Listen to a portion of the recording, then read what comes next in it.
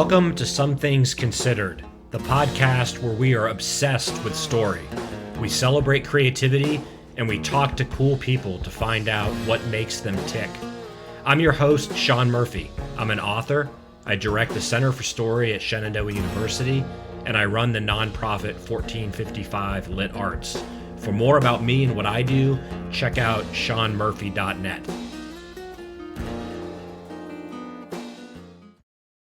Hey everybody, welcome back to Some Things Considered. This is the podcast where we are obsessed with story, we celebrate creativity, and my only mission is to find interesting people to find out what makes them tick. I'm Sean Murphy, your host. I run the nonprofit 1455.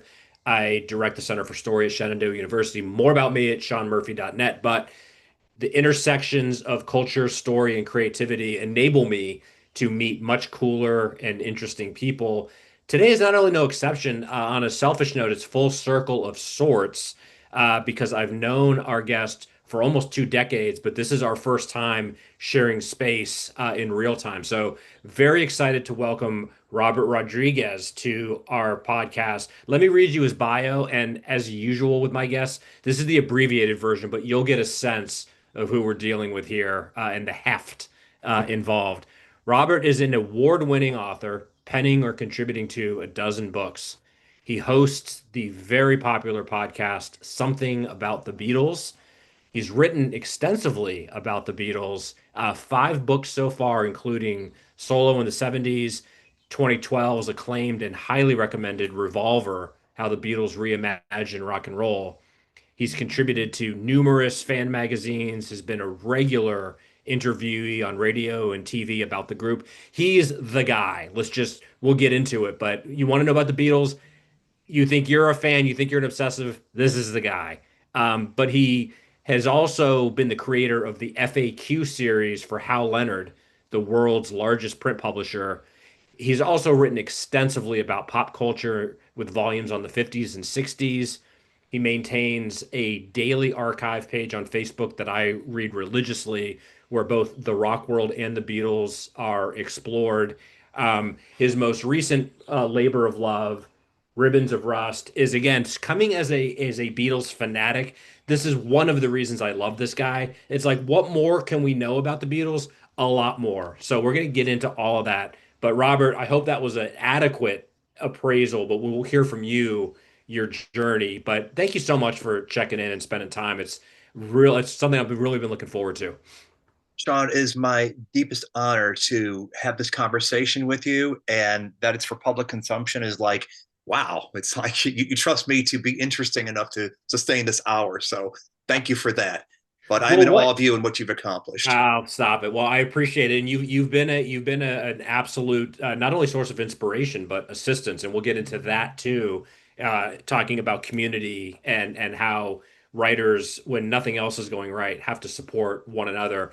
Our relationship is testimony to that fact. But the biography you are, as people are seeing, modest and humble, which makes you lovable. But you're the guy. You've cultivated a career and a persona as someone that has taken the deepest of dives into a topic that, I think when we talk about the people that become subject matter experts, and coming from my own background as an academic, it's like, if you're going to get a PhD, find your own little niche and dig in there and do something that no one else can mess with. You've gone the exact opposite and gone into something that so many people, arguably other than like Coca-Cola, right? Like, who doesn't love the Beatles? Who doesn't feel like they know enough about the Beatles?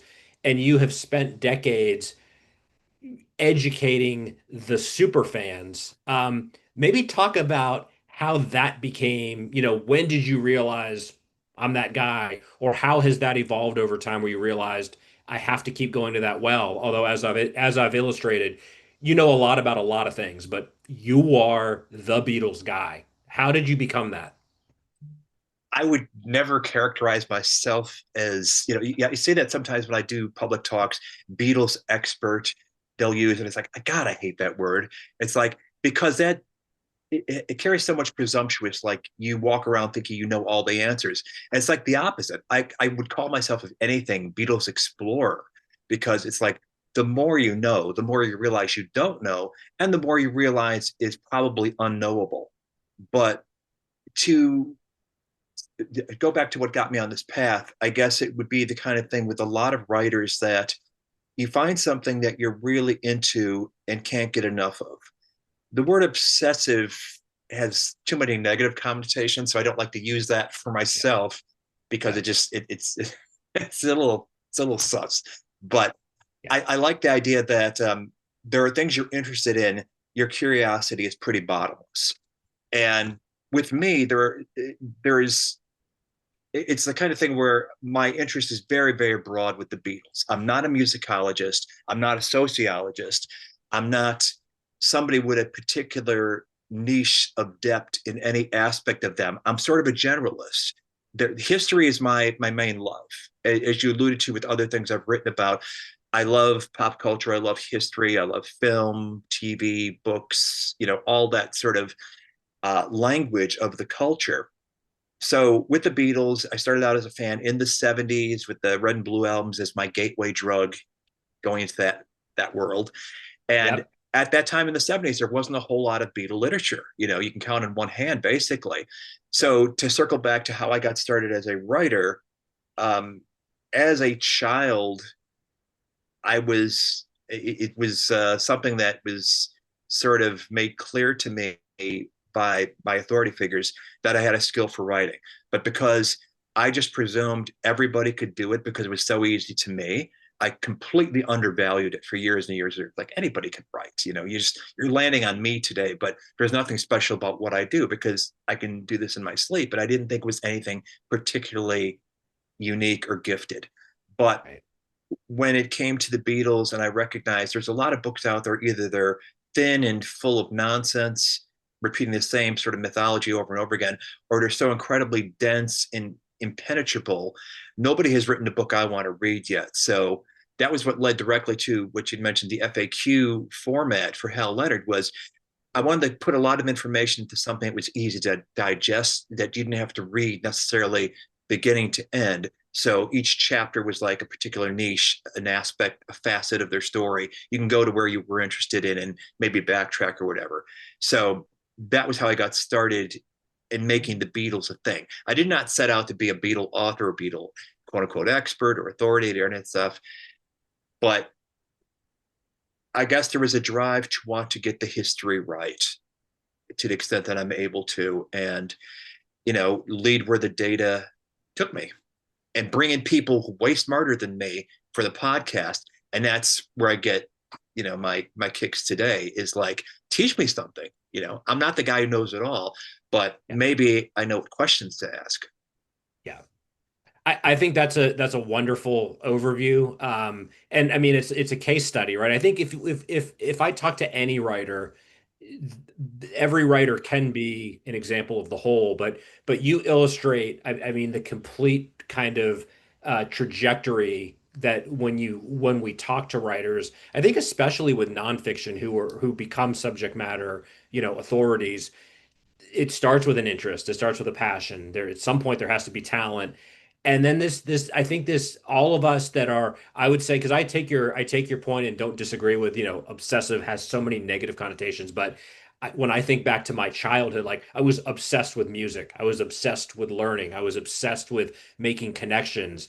These obsessions, which are entirely positive, get channeled into this creativity, and it becomes a combination of it's the craft of writing, right? It's the satisfaction of thoroughly researched work, but it's also scratching this itch that can only be scratched by doing the work itself. So it becomes this very fulfilling, self-actualizing process. And so while I want to call attention to that and really celebrate, the territory you've carved out for yourself and the Beatles, I think it's particularly relevant. Like if we had talked 10 years ago, I might not even have thought to mention. But right now, with the publishing industry, which I hope we'll get into a little bit later, everything's changing, right? I mean, everything's Mm-hmm. always changing, but things are interesting right now if you're trying to get your work out there and you read so much bad advice about chasing trends or building a brand. And the reality to me anyway is it's still pretty simple. You have to find something that will be its own reward at a certain level.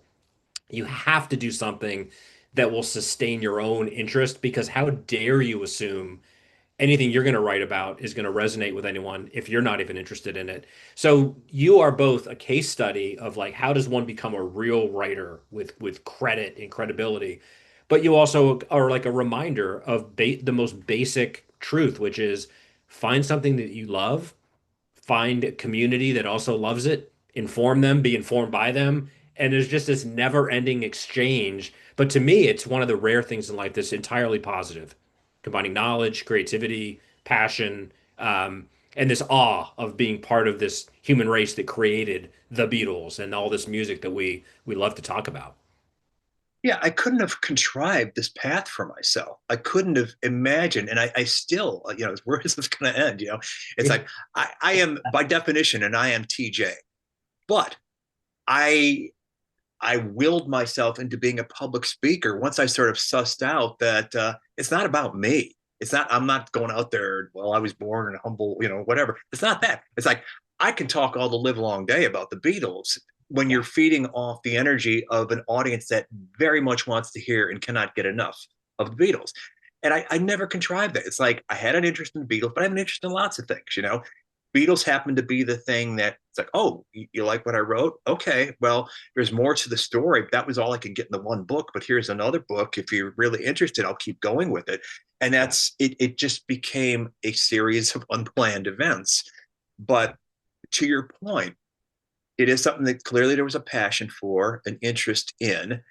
And whether I would have done it if nobody was interested in it, I didn't get the sort of attention, probably, because there's Yeah. other things that are a lot more arcane that I keep thinking one day when I get a break, I'm going to start researching that for my own satisfaction because Yeah. I haven't learned enough about it.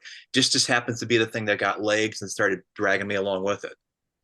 Yeah, and I'd be remiss to not make sure I also highlighted. I think what you're one of the reasons that I really enjoy reading your work and I've loved your books and learned so much is yes, if it was a very kind of narrow, deep dive into like Beatle mania, great. But you understood pretty early on, and I think this goes to your kind of your scholar's mind, your love of history, being an archivist and historian you can't talk seriously about the Beatles or really any cultural, presence without making certain connections. Like they're a product of their time. They shaped the time they lived in. And these two or many myriad factors are always playing off each other. So how can one write a remotely definitive take on an album like Revolver without also looking at what was going on in 1966, what happened after 19, and your work is always doing that, is doing the heavy lifting of making these connections where how was John Lennon on, a particular day influenced by a certain movie. These are things, and I think that speaks to why your work has resonated so powerfully. I mean, they're well written and they're invaluable, but there's that element of this isn't just a deep dive into, what did Paul McCartney buy for lunch that day? I mean, there are people out there that probably would want to know that, but this is real important stuff because you are writing a cultural history. And again, I think that would be my big takeaway is I've learned a lot about the Beatles, but I've learned a lot about the culture that shaped music, which of course, as we know, shaped society. And that's you are doing history. So I guess if there's a question in there, it would be, I have to assume at some point you were also had this scholarly kind of affinity for going deep, or did that was that a an ability that you harnessed as you started getting into these projects? Like I imagine you were always a collector and an obsessive in the sense of like, if I'm going to go in, I'm going to go all in. But talk a little bit about how that merged not only your writing ability and your interests, which I think we've adequately kind of covered, but you have that real ability, the scholarly that we usually see with PhDs and historians.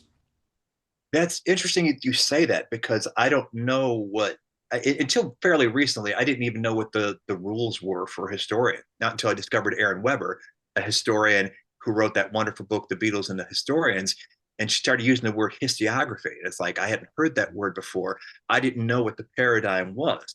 I was only sort of intuiting, well, if there's a particular historic thing you can pinpoint that happened on this day, like this is the day Revolver came out or something like that, the way my mind works is, well, what else happened that day? What Yeah. led to that? What was informing the creation of that? And it was just sort of a natural way that my mind worked, and it didn't occur to me too much later. Well, that's historiography. That's the way historians work. I didn't know that. I never talked to a historian until fairly recently, and I've been writing books by that time. Been kind of faking it up until then, just trying to fold in what interests me. And maybe in that sense, I was blessed with having parents that provided an environment for me. We're never shoving anything particularly down my throat other than, basic maintenance of the house and all that stuff. But as far as Right. interest goes, they created an environment with books and culture and music and all that stuff. So I could pull anything off the shelf any day that hadn't particularly been pointed out to me, like, oh, this is interesting. Or one day I come home with an interest in something. Oh, look, we've got a set of this on the shelf. Cool. Yeah. And they weren't people of great means, but they were people of great interests. And so, to that extent, I'm blessed that it rubbed off on me. And so, whenever I go after any particular subject, it's natural for me to question, well, what was happening around that? Yeah. So, to me, nothing historic happens in a vacuum. If you want to understand the end result, you have to understand the shaping that went into it, what the creators were picking up on. So it was only recently that I actually formulated with the new book, the Ribbons of Rust thing, which is the thought that if we did our job right, the reader will be transported into 50s Britain, early 60s Hamburg, Yeah. hence the use of the QR codes throughout. Because I'm thinking, what can I do? And I guess you can call it a mix of old and new media, but to me, it was like I want to tell the story as accurately as possible. Now, Yeah. I've reached a point in life where if I don't take pictures of something when it's happening, stuff will fade away. I thought I had a good memory once; it's less so now. Yeah. So I've figured out that if, to me, having a visual record of something helps prompt the memories from flowing, maybe somebody reading this book is like, oh, that's what a Gene Vincent record looked like in 1957. That the Yeah. Beatles, this was brand new. This wasn't oldies. This was something exciting and new and rocking their world. And they went home and they played the hell out of it and they picked up their instruments. Like, what can we do after we learn the song? How can we improve upon this? That is the key to Beatles or any other artist, is improving upon what you love. Yeah, and so thank you for that. I mean, that's so like it's worthwhile to understand kind of how your sensibility has been shaped, but also how you're then taking that and shaping a thing. It reminds me of the old adage, which I happen to believe is true for so many writers. Write the book you want to read.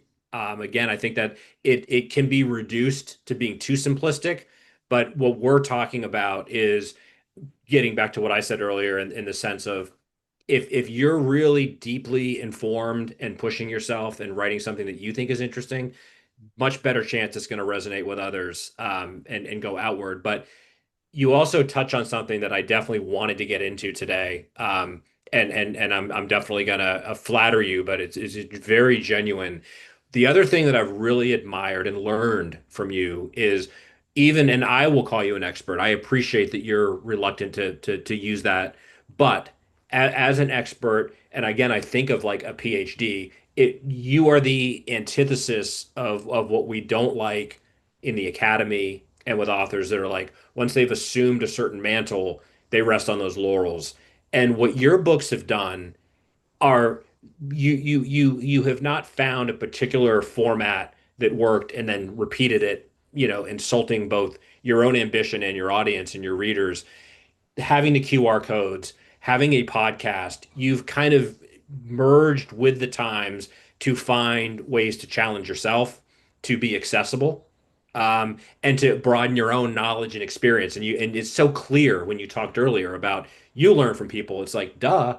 But I think a lot of people get to a point where they're so satisfied that they've rung that bell, they feel like, and this of course applies to life, not just writing, what can anyone else teach me? And those of us that remain passionate, and I'd like to say young and exuberant, is we recognize you can't learn enough. You can never stop learning and making those connections. And that's what makes a lot of the hard work worthwhile. But talk a little bit about how you've been both willing and able to recognize, the wind and which way it's blowing. Like podcasts are happening now. I'm going to lean into that. I need to make the work more, accessible and multi-formats.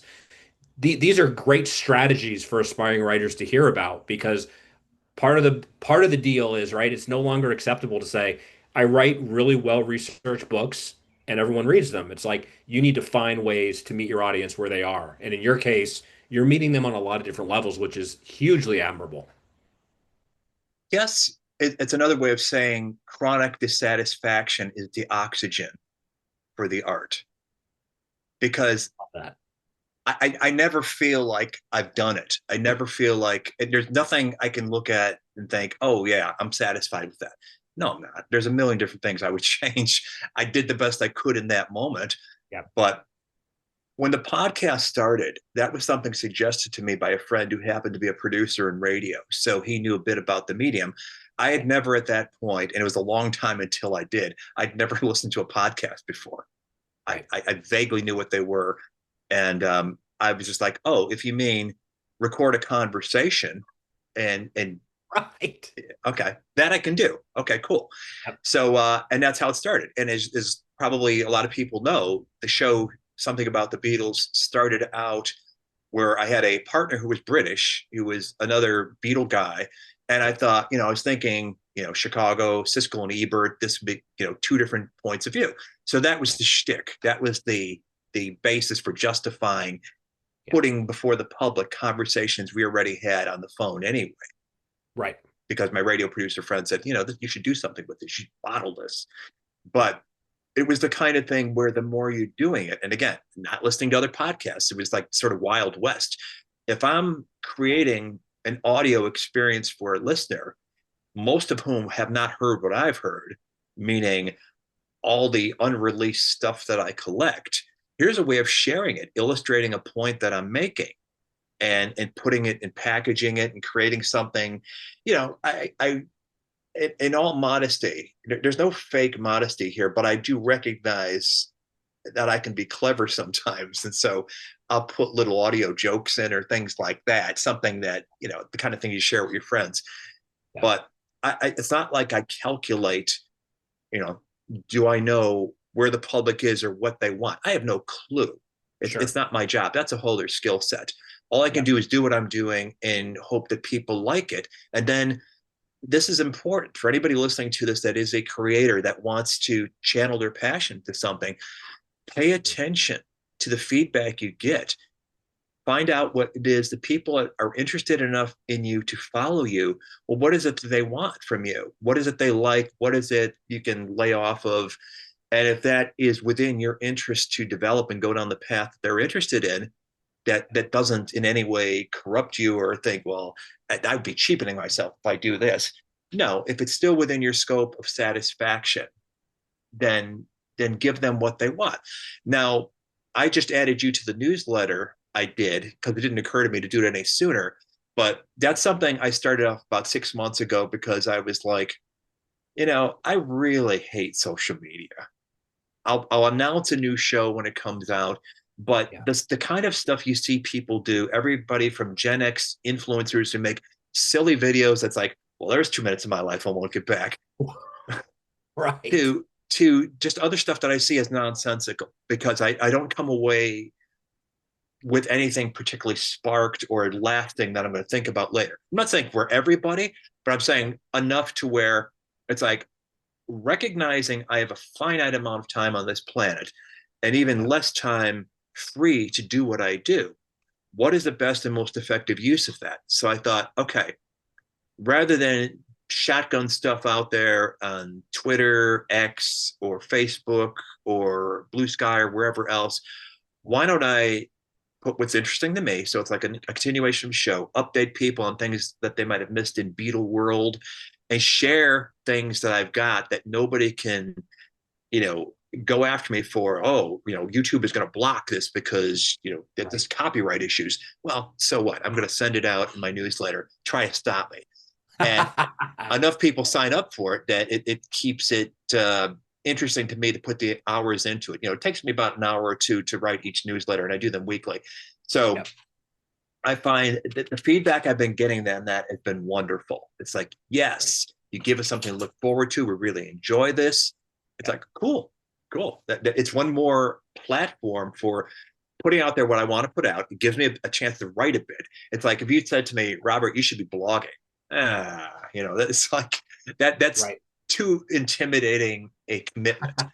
But this Yeah. isn't for some reason. So Yeah. you find your level in the water of something you're comfortable with that you're going Yes. to get feedback and an audience for, and you keep doing it. So I've been lucky in that the things I've done in Beatle world, I have found it an audience has been there with me. So I'm very, very lucky, and I don't take that for granted.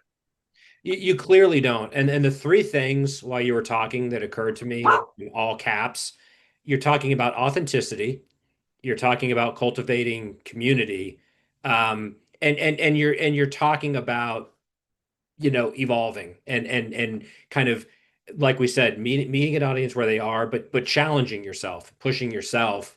But the authenticity part, I think, it leads to the community. The community reinforces the authenticity, but so much of this just doesn't land if the person doing the thing they're doing is clearly an affectation. And I really take I take some needed inspiration, because I think all of us or most writers just cannot afford to be aloof in ways that maybe 20th century successful writers could, you know, not be on the internet and not have email and they focus on the writing. Like the reality is, most writers are doing what they do so they can share and initiate conversation.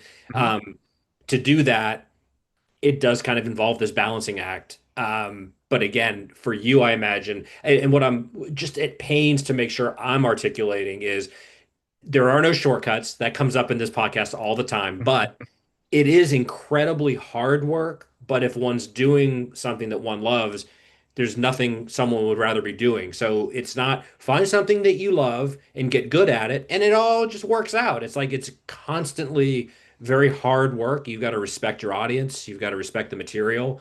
But that's if there is a secret, I think that's it. And again, out of the many authors that I admire and read, I feel like you've balanced that as well as anyone I've seen in terms of be making yourself accessible, not selling, not spreading yourself too thin, but achieving this authentic voice again on a subject matter that many people are very, very passionate about.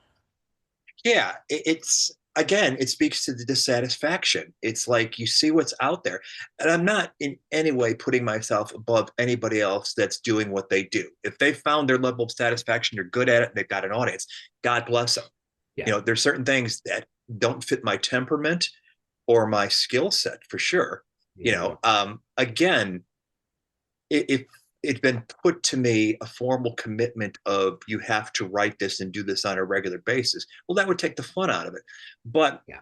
I guess because the form of writing I do on a regular basis when I'm not working on a book is this Yeah. newsletter thing, it works for me because it can be a thing. I'm excited to share this with the people that, again, I'm sitting on a mountain of stuff that maybe you haven't seen this and maybe you haven't seen it in a long time or whatever. So I absolutely get a buzz out of, you're going to like this. And then I get the feedback back. Oh, this is so cool. I haven't seen this. So that's that.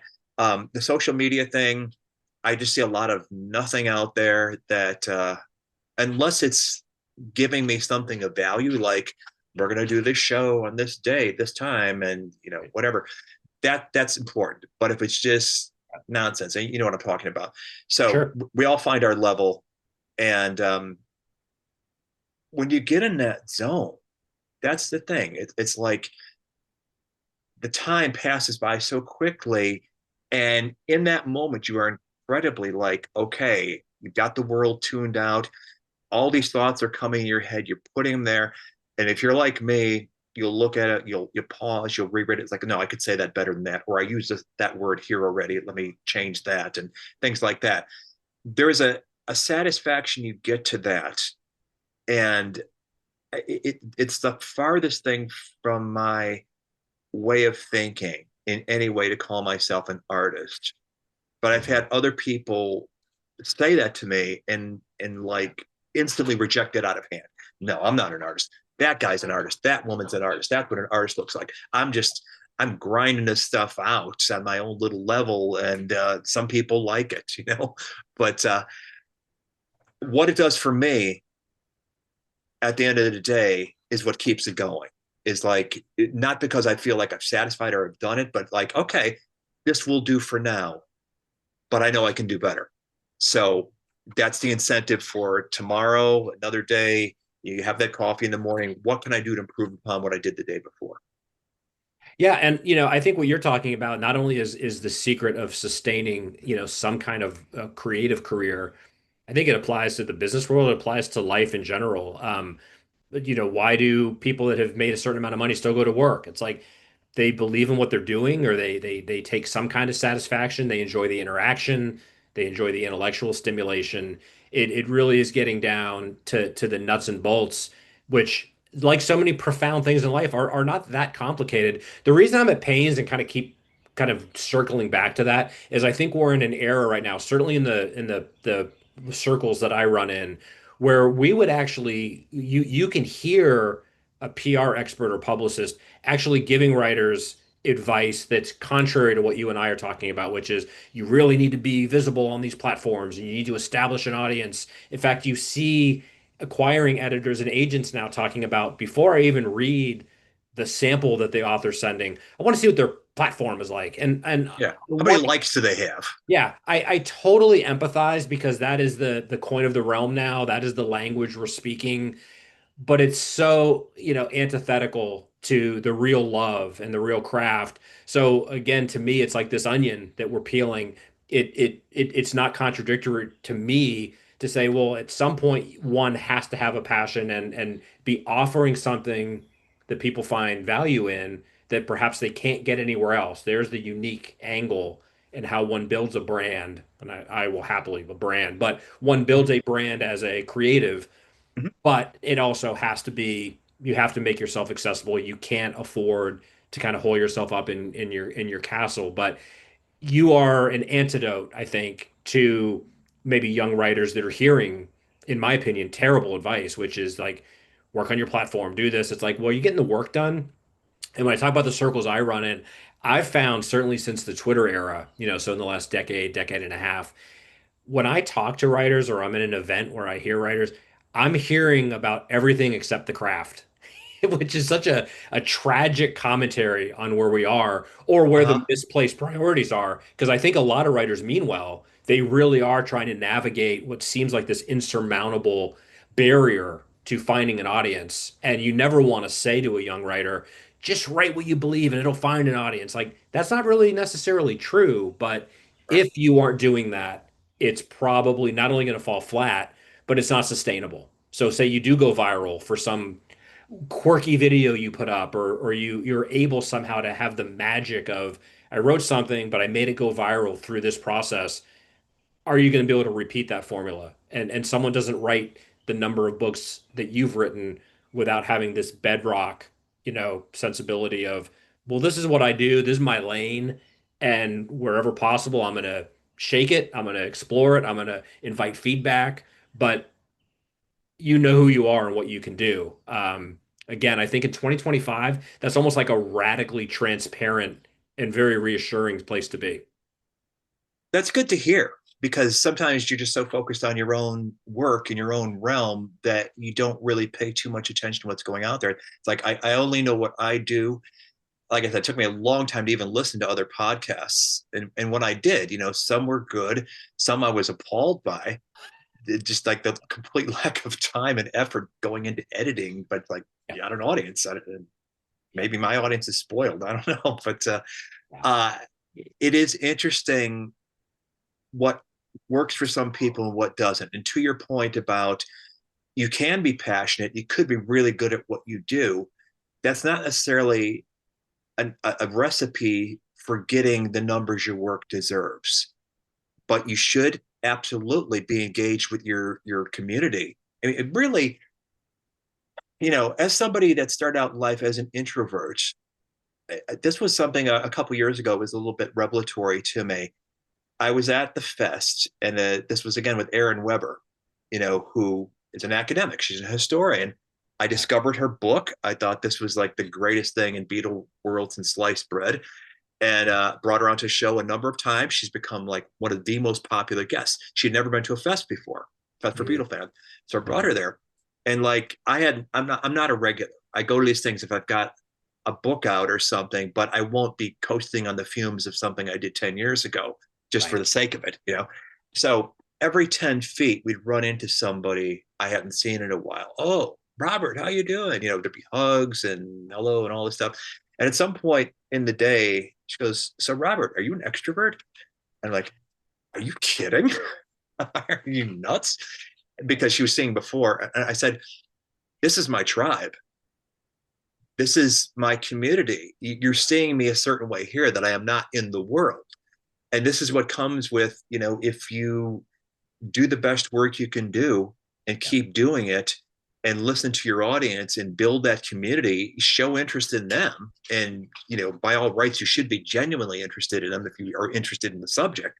I have something to learn from everybody.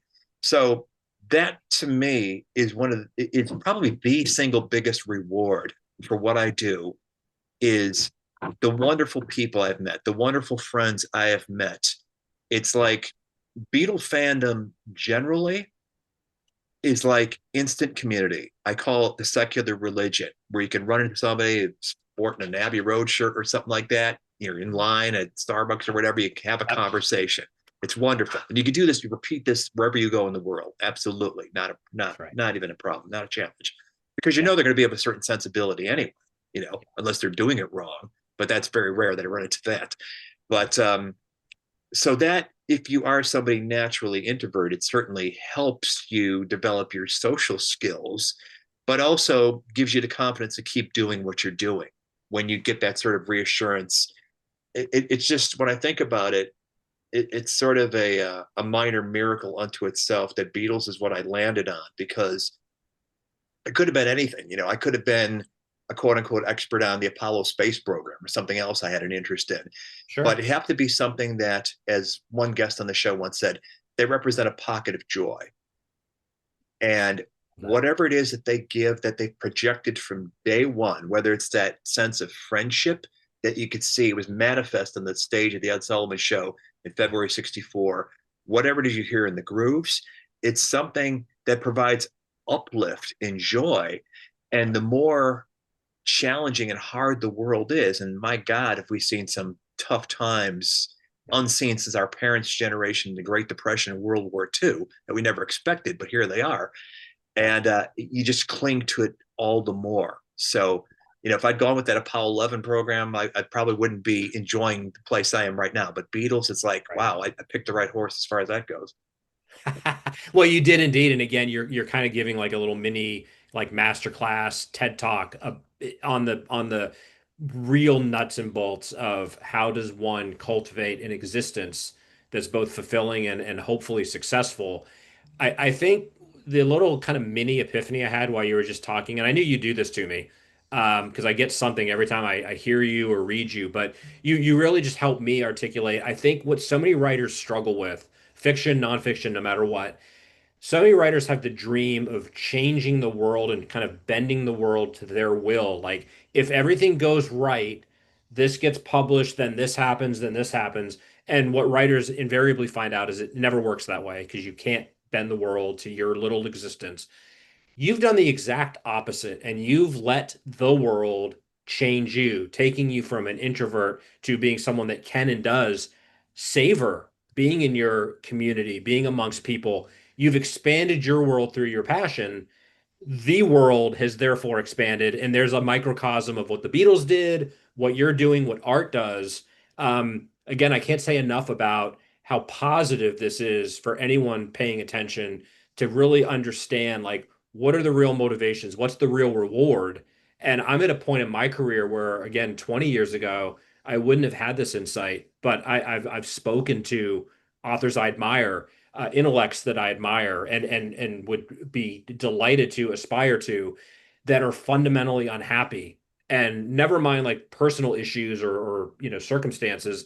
Mhm. It's this, are they deriving joy from the work they're doing? And to me, that's like the ultimate tragedy because Yeah. the world does have enough, the world can never have enough books, right? Can never have enough albums, but the world's got plenty. Like, look at my book. Like, the world's got a lot out there. So if you're not dedicating the precious limited time that you're afforded on this planet, maybe that's the best piece of advice for any younger creative watching this. Again, it's not go write about whatever you want, it'll all work out. It's certainly not what we're suggesting, but for the work to have meaning, and again, I won't speak for you, but from what I see on the outside looking in, Mhm. one, of course, has to make a career. One wants to be successful. One hopefully can cultivate a appreciative community. But if when the newsletter's done, the chapter is finished, the book is done, if you haven't fulfilled yourself and scratched that itch, you're probably not going to be happy. And it's just so Right. apparent that what you do gives you joy. The reason I keep repeating this is if you were talking about the same stuff all the time, like more power to you. But the fact that it is this bottomless well of joy, and it keeps expanding. There's just so many lessons that can be learned from that. Absolutely. And like I said, I'm very lucky in that regard. And I hope to all my brother and sister creatives out there that you find that joy no matter what it is. And, my heart aches for you if you are doing all these things and you're still chronically unhappy, irrespective of whatever your life circumstance is, because, everybody, certainly a lot of people in the world have got some kind of skill set that we who don't have that admire, whether it's repairing cars or being an architect or something, performing surgery. And if that is the skill set you're blessed with and you're really really good at it Mhm. and doing it still doesn't fulfill you, I don't know what advice to give you. Yeah. I was lucky. Apparently you're lucky because you're doing wonderful stuff that makes a real difference in people's lives, and you're sharing that. It doesn't get any better than that. So we're lucky in our own paths, but I all I can say to people that are starting out and wondering where they're going to go with it, I guess that the path to follow is satisfying yourself Yeah. and seeing where it's go, and don't sort of contrive for yourself, well, this is what the career path is. This is what the goals are going to be. These are the marks I have to hit, because Yeah. you're fooling yourself. I just for we connected over the FAQ series back when, and I Yeah. will tell you without naming names, there were people who thought once that book contract was signed and that book came out, their lives were going to be set. Sure. No, it's a tool. You're on Right. a path. You've just hit this particular landmark. That's not the goal. Keep going, dude. You've got to keep channeling and feeding whatever it is that is motivating you to have reached this first landmark to begin with. Keep it going. Keep it Yeah. going. I mean, if I need to tell you that, maybe there's something a little off in your expectations. And I think a lot of life is managing expectations. Yeah, and I think part of it also, right, is I think it's very intimidating and scary for any creative to imagine I don't have a particular path. What I always encourage people to embrace is by kind of going without that safety net. It is very scary, but that's where the exploration happens. That's where the discovery happens. And almost without exception, the world is always more creative and bountiful than you imagined. The connections that you make, the opportunities that are opened up, and having the courage to turn down certain opportunities that you just know you have that instinctual sense aren't exactly where you should be spending your time, especially if it's going to be a book, a labor of love, or in my own experience, like a PhD program, just knowing that is the path of perhaps least resistance or lesser resistance, but is that going to get me where I want to go? Having the audacity to be willing to go kind of without the script, can open up the world in ways that in hindsight you're like, I had to be on that path. But there's an element of freedom there. It's definitely very scary, but we need look no further than the Beatles, right? This restlessness, this desire to do things that haven't been done before. That's where the magic happens as a writer, an artist, anything. Receptivity is a wonderful thing. Don't go through life rigid and closed off to what you didn't expect that comes your way. Yeah. To the point about the Beatles is they had this real hardcore sensibility about not repeating themselves. The opposite of formula, and it worked. If you're a Herman's Hermits or some other pure act, it's like, okay, we're going to do the next Mrs. Brown. Great, good for you. We reached. There's going to be an endpoint to that, Yeah. and if you have this great relationship with your community, you're not going to get too far ahead of them. As you innovate, as you find yourself down a path you didn't anticipate, they'll stay with you and support you if you've been nurturing that all along. And that's something I think every artist kind of figures out is, these people got me here. Um, Pay attention to them, but don't be confined by what you think they want. Follow that impulse you have to innovate, to do something different. Well, what if I try this for a while? It might be something that doesn't quite work out, but oftentimes it is the failures that teach us the most. Don't get too comfortable. Not only don't get too comfortable, you'll cringe as I do this, but I can draw a very good parallel between the Beatles and you and what we've talked about thus far, which is we do see this restlessness with people that have advanced the art form. It's not an inability to be satisfied. It's not kind of a personal foible. It's this restless spirit of yesterday's in the past. I will not rest on my laurels. I'm obliged and compelled to push the boundaries. And I think what's really critical to kind of underscore is the Beatles are so sui generis that we tend to think, well, yeah, they were the Beatles, so they did the Beatles things.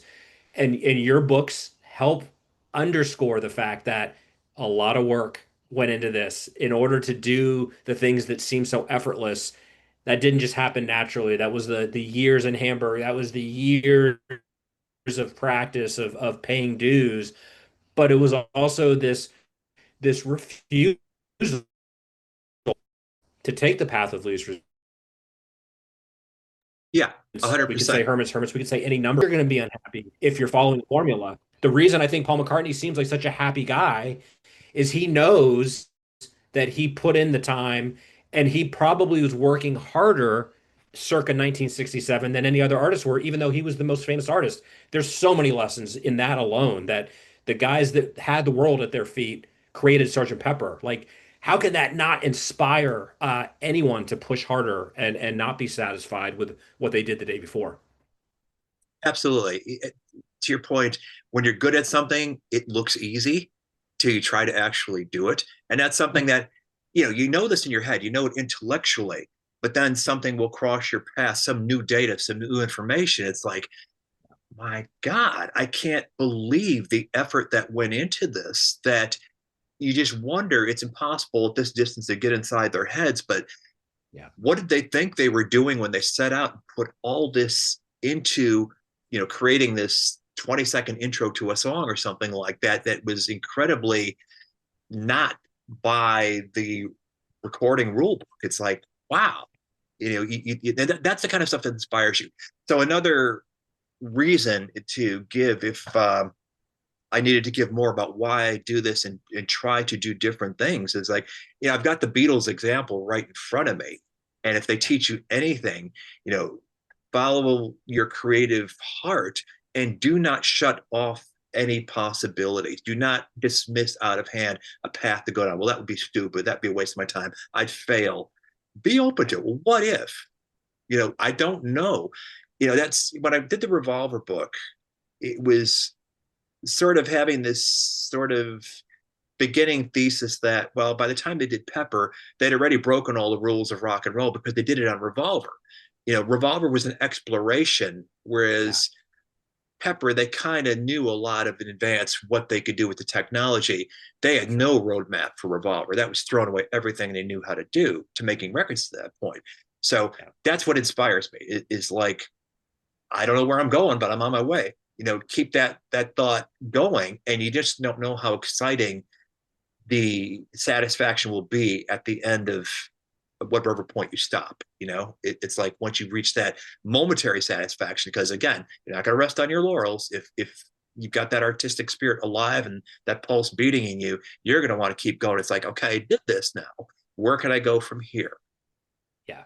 Well, and I think you also you just really kind of eloquently expressed how story works, right? Like a story can be profound and successful and exemplary in its time, but as human beings, we're constantly getting more data. We're seeing those pictures from 1966 that can connect certain dots. It augments our understanding of history, or it changes kind of how we thought one thing followed another. And my experience, and speaking for myself, I think people who become serious writers, serious storytellers, make peace with and embrace the fact that I can't know everything. Nobody knows anything. And the history as we understand it in 2025 might be understood very differently in 2075. And that's a good thing. Like it's fluid. How we understand Paul McCartney, and I won't speak for you, but I'd love you to weigh in on this. How I understand Paul McCartney in 2025 is radically different than how I understood him in 1985 for a variety of reasons. One, we've all lived longer, but Hmm? John Lennon's been dead longer. Like all of these things are coloring and shaping how we understand what happened, but there has to be a sense of kind of being in awe of how history works and how writing is kind of contributing a little bit to a broader understanding. And you said right out of the outset, your own kind of baked in humility affords you to go down these paths, but you realize that you're part of a very long connecting strand that follows the Beatles, that follows pop culture. But I find that ultimately very liberating. It's intimidating to think, I already read the history. I already read about Revolver. What more do I need to know? I Right. think an author like you says, what more can I know? And there is the balance of how new things get written and our knowledge base deepens. It's absolutely, history is fluid. It's not baked. It's not hardened like an insect in amber. It's Yeah. something that your perspective as you go through your own life is certainly going to change. That the times will inform the interpretation of that same set of data. Yeah. Absolutely. And it is, as you say, it's liberating. It's to the greater good because the more facets we can understand and grasp, the bigger the comprehension of something that you can then take with you and see the world through those eyes. You've just learned something from something that happened years ago about a person or an event or whatever. Now, with that new found vision, see the world going forward that way. It's only going to be to your greater good for sure. Yeah. And that's Yeah. something that I think you sort of either, I think you suss it out just by living life because it's certainly not what we were taught in school, right? It's like these are the facts. This is the meaning to be drawn from it. But Yeah. no, sir, that's not how it works at all, and Right. and that's good. Yeah, and I think the default setting, certainly in Western culture, is the exact opposite, which is why avant-garde is usually, resisted and feared whenever someone's pushing against what's been established.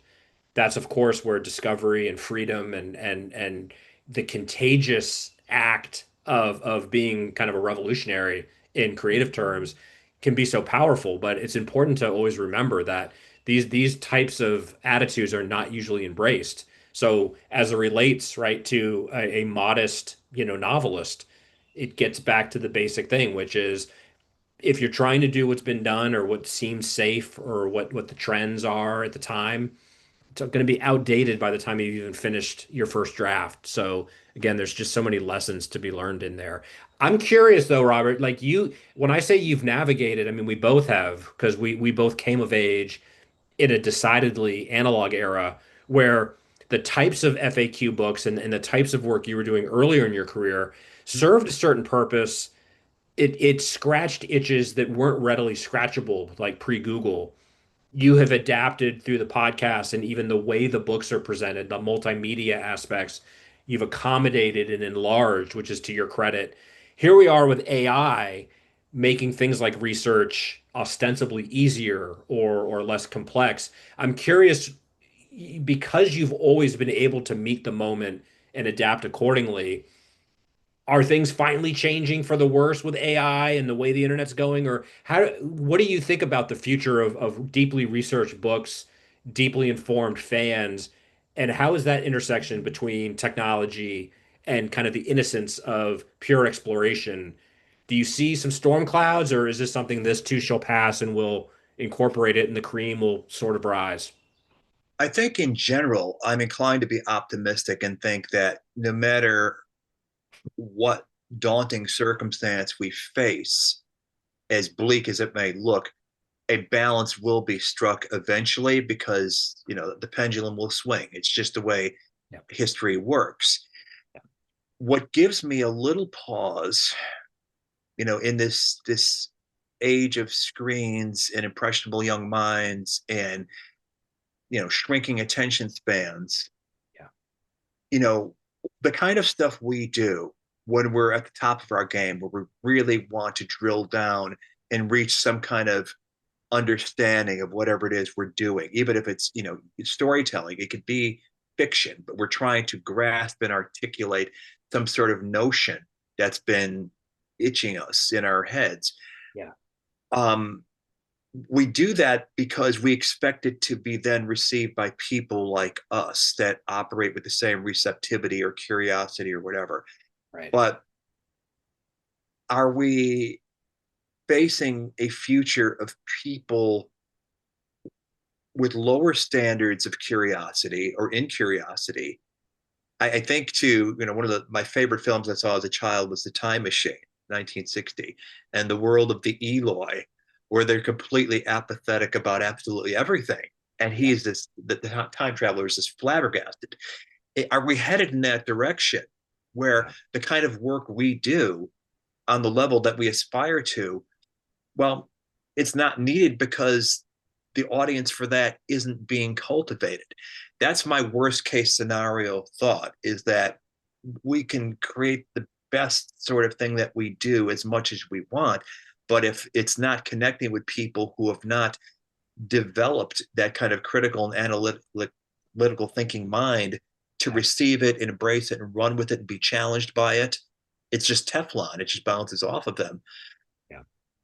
On the other hand, to your point of storytelling, it's something I kind of had a sort of epiphany about a while ago. You talked about me sort of changing with the technology and the way the world is adapting to different paths.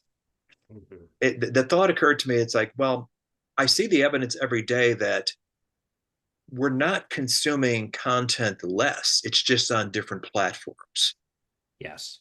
So reaching people on the platform in the language that they are looking to receive content in, that's our job. We have to adopt to that change. Okay. Yeah. So don't despair. I don't think despair is ever a good thing. It's okay to be dissatisfied, Yeah. but don't reach the point of hopelessness. If you're a creator, Yeah. innovate, for Christ's sake. That's what you need to do. That's your job. You've got something to say, an audience is there, you find the way to reach them. And that will lead to the creation of whatever it is you do through the format that you do it, even if it means making little videos or audio, podcasts, whatever it is you need to do. Find out where your audience is. You've got something of value to share. Figure it out. Yeah. That, I mean, that's a mic drop moment, Robert. That the impetus is to both do the things we've talked about, find some kind of unique way, be authentic, but meet people, have some sense, be part of the times you're living in and respond and learn from how other people are navigating it and do your best to be inclusive and never be satisfied or kid yourself by being exclusive and thinking that that's some kind of a character trait when it could be a serious flaw to work that could otherwise be discovered. So I'm not even Exactly. going to belabor that because I don't think I could put it any better than you just did. The combination of honesty but optimism and kind of a practical understanding. This is explaining why you do what you do so well. And again, I think it's very inspiring for people. Where I find my optimism, ultimately, you again, you nailed it. And I've said similar things on this podcast that the good news is there's still tons of content out there. It's just it's changing so quickly. meeting people where they are is important. But I also think with AI and as it relates to technology and like CGI in movies, I think the pendulum will swing back and people are going to be craving authenticity. Not necessarily a retreat to like say analog, but there's going to be this desire to see people saying and doing and creating things that are original. Maybe what I've said before, like some of the most profound things are pretty simple. We've been telling stories since the cave drawings because there's some human impulse to share and have that exchange. I'm putting my money on humanity never settling for why would you write a book when a algorithm could write a novel for you? Because you don't want to read a book that an algorithm could spit out. You want to see that the pain and suffering and beauty that an individual life is capable of showing you for the first time, even if it's something you've read, a million times. It's interesting when you look at the history of popular culture, and it was at the end of the 60s into the early 70s that suddenly in the rock world, authenticity became the thing. We'd been through, the Beatles created something, and then other producers like, okay, it's a formula, let's perfect it, let's give people, and with all due respect, because I love the Monkees, but Yeah, trying to contrive yeah, something with the same attractive elements. But then, come the rise of Rolling Stone and Crawdaddy and all, it's like, no, authentic artists we want. That's where it's at. Leading to that sort of value going in. I could see with AI that there's going to ultimately be a craving for humanity in whatever it is we're being given. I'd read something a few years ago. It was talking about the use of CGI and stuff in movies, how somebody made the observation that you watch the 1933 King Kong, it's fake, but it feels real. But movies made in the last 20, 30 years or so with the effects that they now use, yeah, it looks more real, but it feels so much faker. It does yeah, not grab a hold of your heart the way poor King Kong did for 1933. So yeah. I think that to me speaks well of the human appetite for, well, we don't need state of the art fakery if it's lacking that element of humanity and pathos and whatever it is that we as humans drawn to storytelling want to scratch that itch. Yeah. Again, beautifully put. Couldn't agree more.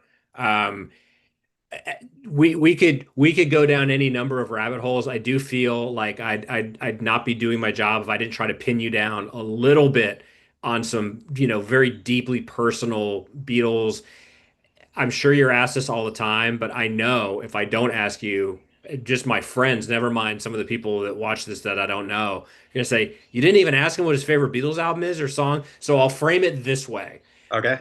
Is there a particular album that over these decades just is a touchstone and or song that's like no matter what's going on, when certain things rise and fall, like this is your kind of ground zero as a Beatles fan? Is there an album and or song or even one of the guys that is like your true north? Or how would you prefer to answer that? Say that's a stupid question, but here's what I think about X. Well, I've been doing this long enough to have an idea. And it's not like a glib, just check this off the list kind of Yeah, answer. yeah, But it happens to be true because something like music has been my life for a long, long time. All the years I was ignoring writing was because I was trying to make it in a band. It's like, you have this gift for writing, Robert. What the hell are you doing? No, I want a record contract. So, right. yeah. But so I've thought deeply, and what I've concluded, with very few exceptions, is my favorite works by my favorite artists are invariably the double L, because it takes you on a journey, and that's what I want. I want the journey. I don't want a dozen 5-star songs. You can turn on classic rock radio and hear that anytime. I don't need that. I want the ups and downs. I want the lesser alongside the mountain and then the valley. I like that. If you like the artist enough, I'll look at their freaking rough notes. I don't care. I'll get something of value out of that. Yeah. So with the Beatles, another way of framing it is, okay, Robert, gun to your head, what is your desert island disc? It's like, well, if I'm on a desert island, have access to only one Beatle album, naturally I'm going to want the longest one. So it'll be the 30 song White Album. And that's fine with that. I'm fine with that because Yeah. that does have enough freshness, even now, Yeah. that there's always going to be a fresh corner to explore and something that'll resonate with me that, oh, wow, now I get it, or something like that. I'd never heard this like that before. That's great. And that definitely is something that seems to be a consistency. One act I could think of that I love is Love, and Forever Change is unfortunately not a double album, but if it was, that'd be my top of the list. But it's good enough as it is. So there's that. A song pretty consistently, and I constantly am trying to reevaluate everything about I think about everything. Sure. There's TV shows I loved as a kid that I find unwatchable now, even when I can give you like chapter and verse for every line of dialogue. Right. It's like, oh Right. God, it's awful. But one that's been pretty consistent is Strawberry Fields, just because there is so much depth and scope and mystery to it. I would say that, I'm not going to sit here and say I've sussed out every line. I know what he's talking about. The hell I have. Right. But it's enough to keep me intrigued. Absolutely. Which is not to say other songs don't keep me intrigued, but that one, it checks all the right boxes, I guess. Not that you quantify art, but for me as a listener, I have a history going back when I had older brothers, and the Paul is Dead thing when I was in single digits. They Yeah. sat me down in front of the speaker and turned up that fade out. I buried Paul. Used that to scare the hell out of me. Yeah. I'm so appreciative of you sharing that, and for a personal connection and solidarity. Like, if pushed, White Album for very similar reasons. Strawberry Fields was critical for me as a young emerging Beatlemaniac. If I were to have to answer that in the spirit of sharing and candor, I Am the Walrus was a similar, and I still hear that, and I can't not look at it very selfishly, like as a standalone statement.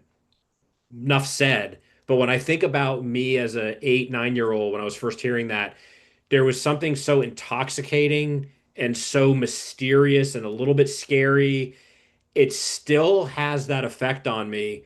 And not for nothing, it was right around the time when I was beginning to read, and I was reading Edgar Allan Poe and kind of loving those short stories. And when Edgar Allan Poe gets name checked to a 9 year old, that was truly like mind blowing. And you think about those serendipitous, like that's how culture works. That's how music works. That's why art connects us and can set you on a path, right? That can Yeah, change your whole life. I think both of us could be safe in saying, among many other factors, and like the Beatles and so many of our generation before us, and certainly after us, are going to have their lives profoundly changed by a particular song. And if you were to poll people, Beatles would probably be the common denominator. What could speak more eloquently to that power and beauty of that? absolutely. And it's funny, Sean, when you say I'm the Walrus, I'm thinking, I always thought of that song as a literary song. And lo and behold, the right guy connected with it. So it's perfect. Perfect. Have you heard the 2023 remix on the Blue album? Yeah, and It's funny, right? Because I'm sure you're similar, if not identical, when I hear, because we've lived through these eras, right? uh-huh. We get the outtakes, we get the digital. Like, I was so excited when I first heard it on CD and the clarity, and now we are like nostalgic for the album. Like, I always am hearing it on an 8 track in my dad's car, driving up to Boston for Christmas vacation. Like, I'm hearing and not being able to rewind, and just being completely present in the moment.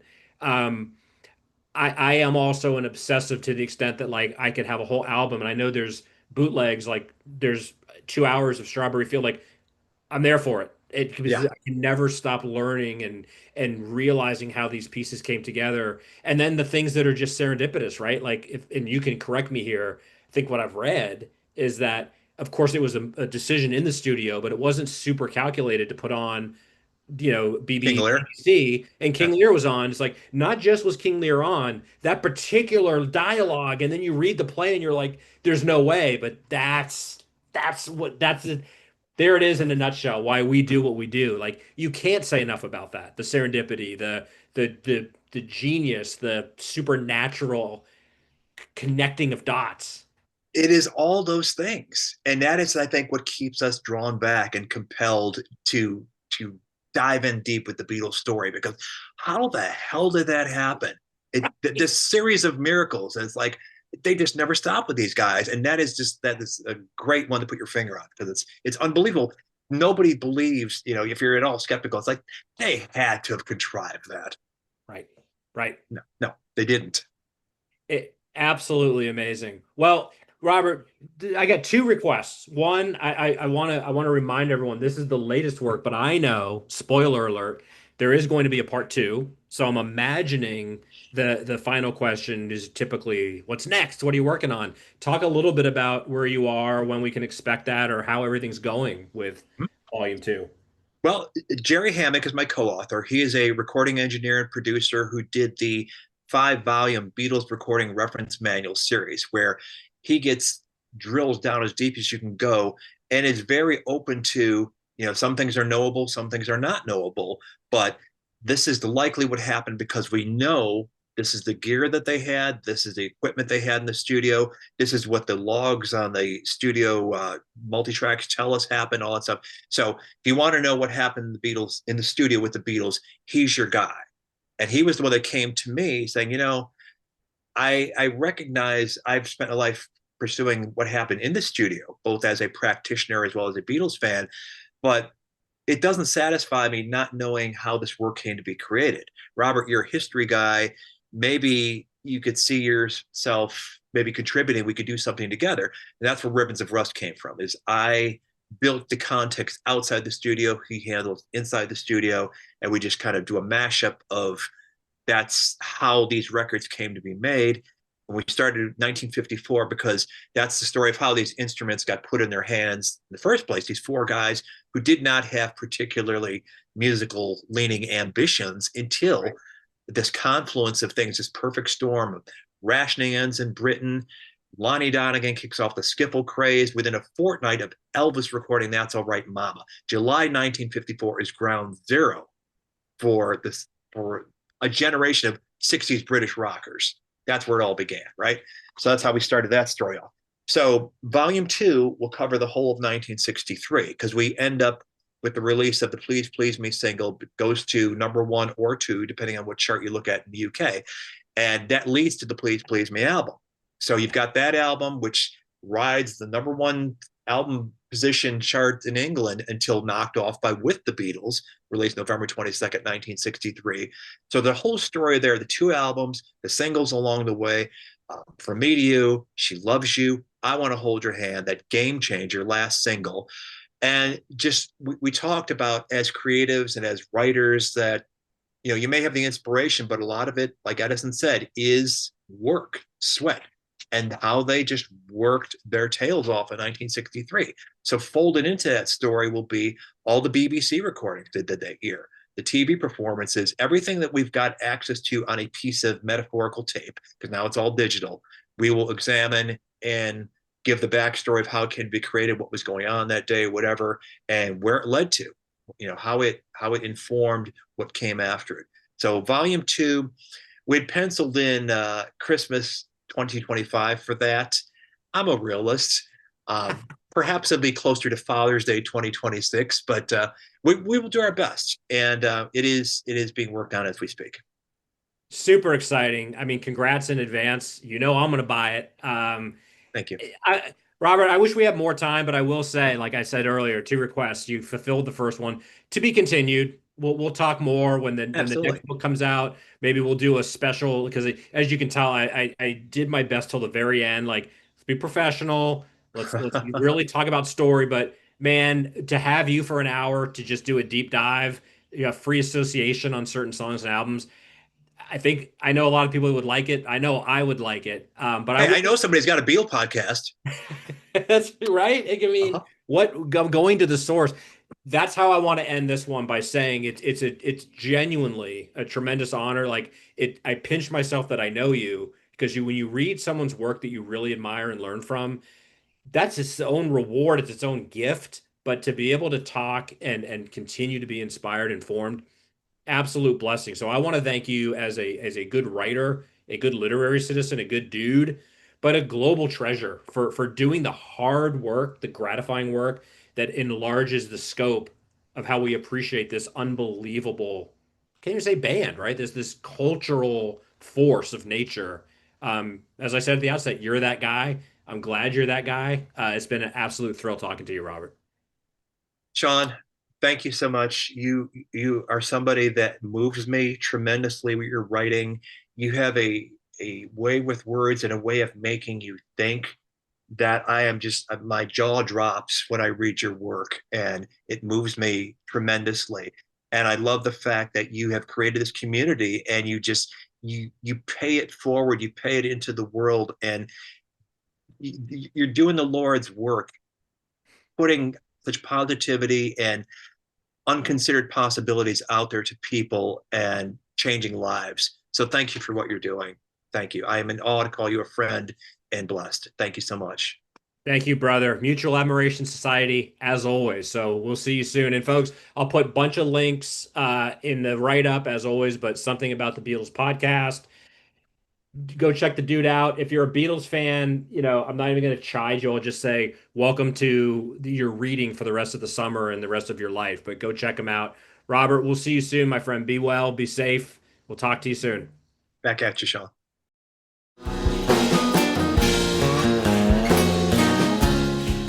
Thanks for tuning in to Some Things Considered. Find out more, including how to be a guest, at seanmurphy.net. Reminder, we are obsessed with story and celebrating creativity. Also, we're here to advocate for the arts by any means necessary. Drop us a line, get involved, and support our creatives who are the lifeblood of our culture. I'm Sean Murphy. See you on the next episode of Some Things Considered.